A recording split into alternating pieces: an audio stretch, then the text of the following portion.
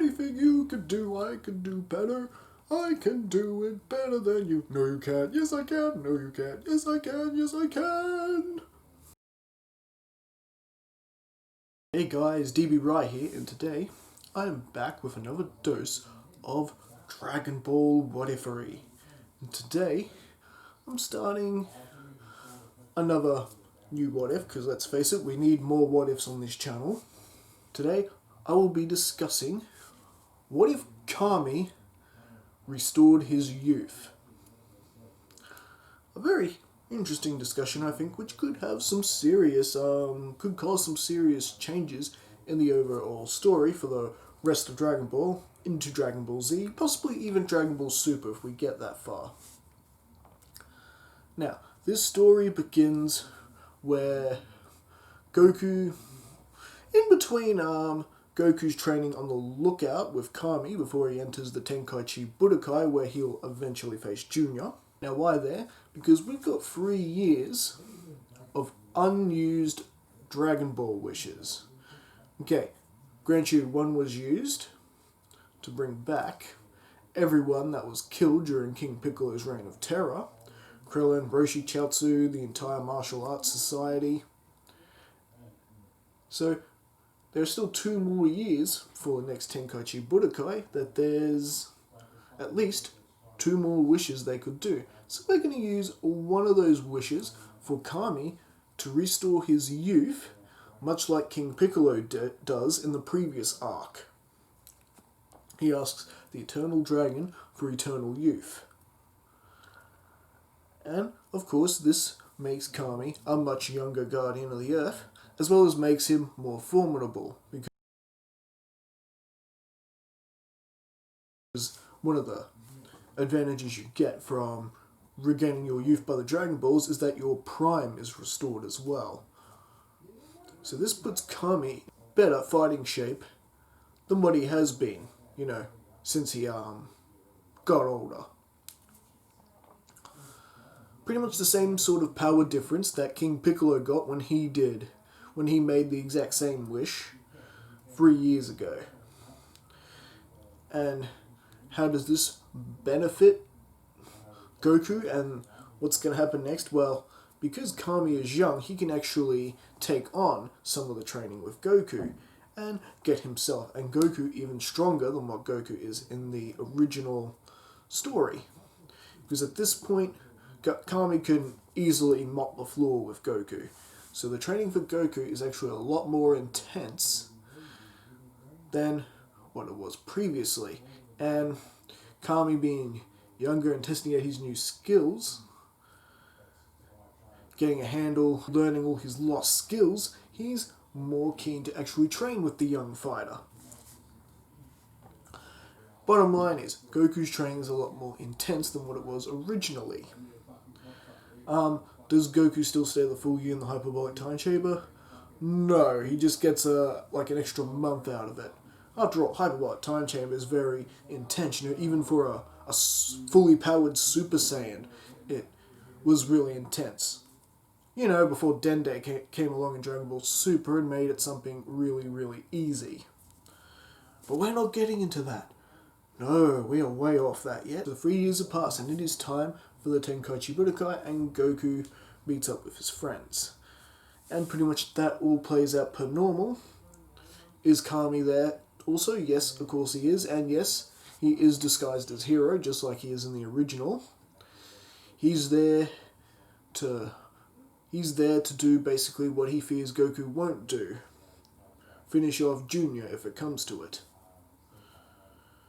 That whole in fear, that fear Goku has, that if he kills Piccolo, he'll kill Kami as well, because Popo spilt the beans on them being one being. If you kill one, the other dies. Naughty Mr. Popo. Naughty. So, most of the tournament pretty much plays out per normal, with the preliminaries and Krillin losing to Junior, Goku and Chi-Chi having their bit of a fight, and of course Goku proposing to Chi-Chi at the end of the match after working out who she is, and Yamcha's humiliating defeat with Hero, and of course Tien defeating Mercenary Tao. So that pretty much runs completely the same. The semi-finals, well, you've got Goku versus Tien. It's still a pretty close fight, but Goku's just trying to reserve energy to battle. The fight pretty much turns out exactly the same, with Goku getting the win, and then we get Hero versus Junior. The battle is a lot more intense and a lot less one-sided. With Hero, the disguised Kami, getting the better of Piccolo in every turn.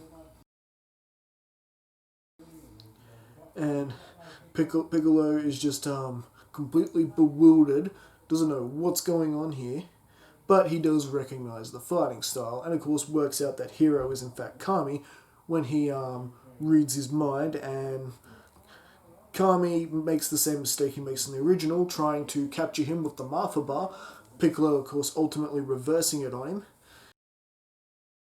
Even though Kami was younger and stronger, he just wasn't ready for the Martha Bar reverse, and the whole rest of the tournament plays out per normal, with Goku ultimately winning the tournament against Junior, and of course showing Junior mercy and him flying away, as he does. And well, the big difference here is that Kami doesn't offer Goku the job of Guardian of Earth, because, well, Kami now has eternal youth. He could reign as Guardian of the Earth forever if he chooses. There's no real need to. And with Kami around, this actually gives Goku more incentive to train and get stronger, because, they've both been training together for years. Kami's quite happy to let Goku visit him on the lookout and do more training. And then we basically head into the beginning of Dragon Ball Z with Raditz. Because of Kami and Goku's relationship being quite closer this time, when the whole Raditz thing turns up and the whole reunion at the beginning of Dragon Ball Z starts, Kami's actually with them, hanging out with them for the reunion. Quite the occasion. And Raditz has landed on Earth and has had his little interaction with Piccolo. The keep your eye on the birdie. And, well, we pretty much know how that pretty much works out. And we've got, with that, Raditz does end up on the reunion and, hits both Kami and Goku by surprise. And, yep, Krillin, of course, still gets bitch slapped through the house. And Gohan gets abducted, like in the original. And this actually ends up with Kami, Goku, and Piccolo having to work together in order to stop Raditz.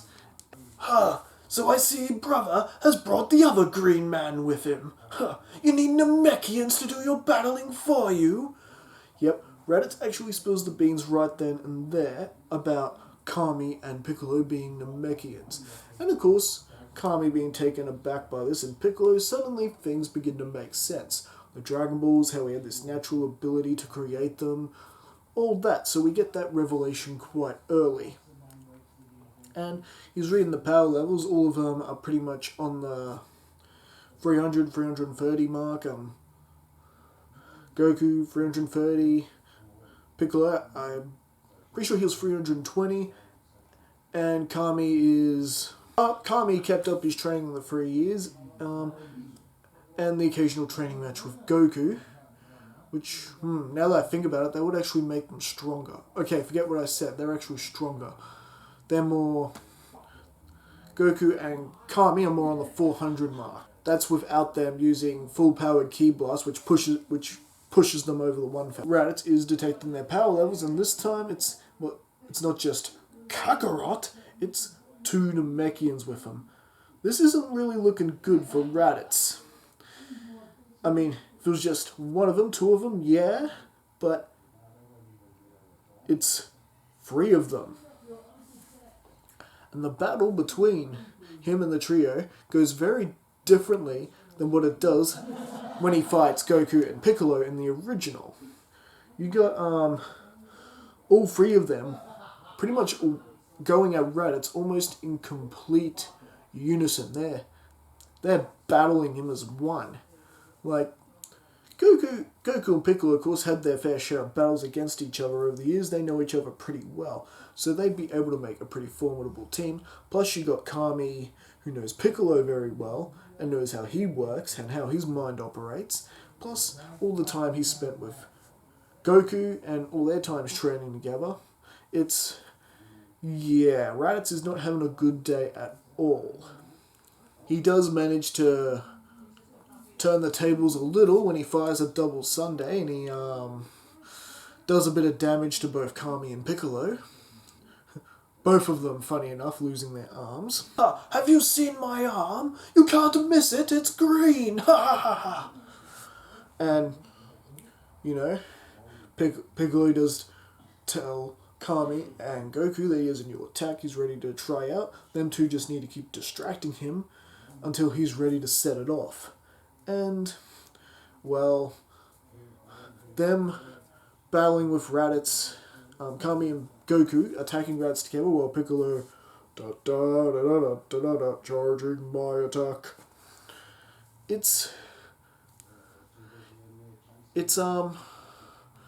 Raditz is having a lot more harder time taking on the pair of them. Raditz is not as easily dominating his brother in this timeline that he does in the original, let's put it that way.